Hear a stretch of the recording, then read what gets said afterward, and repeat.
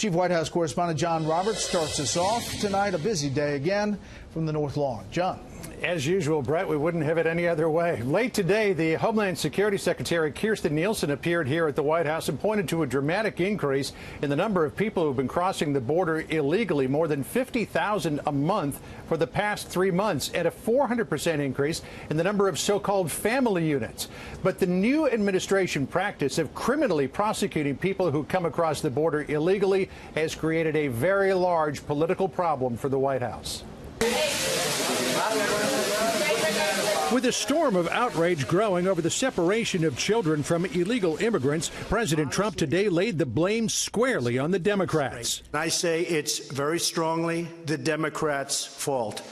They're really obstructionist, and they are obstructing. Democrats are outraged at the administration's zero-tolerance policy at the border, where people who cross illegally are held for criminal prosecution and separated from any children they may have brought with them. Even some Republicans are critical. In a Washington Post op-ed, former First Lady Laura Bush wrote, "This zero-tolerance policy is cruel, it is immoral, and it breaks my heart."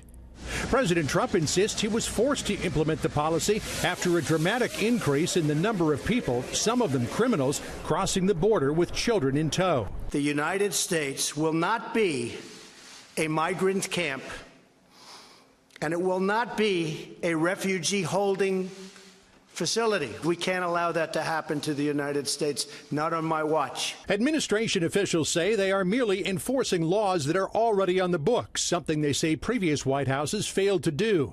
But the political firestorm has heated to the point that the DHS secretary handled a late-day briefing at the White House. Congress and the courts created this problem, and Congress alone can fix it. Until then, we will enforce every law we have on the books to defend the sovereignty and security of the United States. The White House is calling on Congress to change the laws and reduce, if not eliminate altogether, the need to separate children from their parents. Across the administration, officials will keep up the pressure on lawmakers this week. Members of Congress on the Democratic side say that you are using children as a lever to try to get them to take legislative action.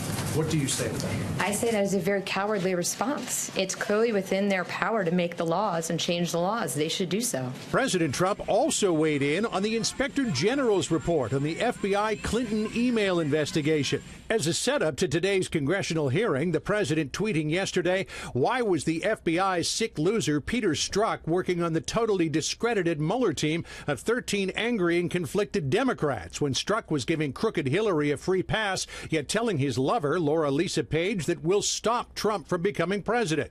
Witch hunt." President Trump insists the IG report proves there was no collusion between his campaign and Russia to influence the election. But his own FBI director today said the report doesn't even address that. I don't think this report speaks to the special counsel investigation. Democrats also accuse the president of using the IG report as a bludgeon to discredit the Mueller investigation, with tweets like, "Comey gave Strzok his marching orders. Mueller is Comey's best friend." Witch hunt. He is distorting this report. He is weaponizing it to discredit the special counsel and undermine the rule of law in the United States of America. The FBI director also said today that he does not believe that special counsel Robert Mueller is on a witch hunt. Asked about that late today, Press Secretary Sarah Sanders said the president is firm in his belief that the Robert Mueller investigation is indeed a witch hunt. Brett? John Roberts live at the North Lawn. John, thank you.